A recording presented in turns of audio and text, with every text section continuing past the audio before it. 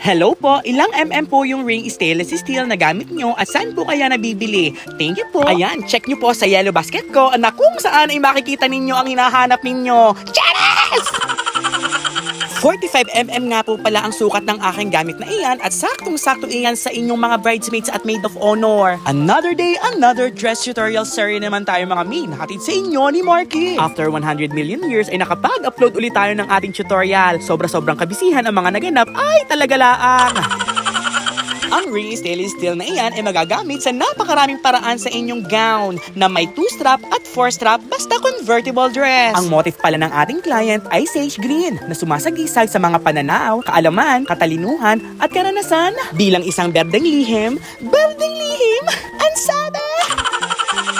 Naglalaman din ito ng mga karaniwang asosasyon ng mga gulay tulad ng balanse, kapayapaan, pagiging bago at kalikasan. At syempre, huwag din natin kakalimutang i-share ang ating videos kasi alam nyo na, the more sharing, the more blessings. O paano ba yun mga mi? Pa-follow na rin kasi yung iba sa inyo hindi pa nagfa-follow para sa marami pang dress tutorial serye na hatid sa inyo ni Marky. Order na sa Yellow Basket! Wow, charis!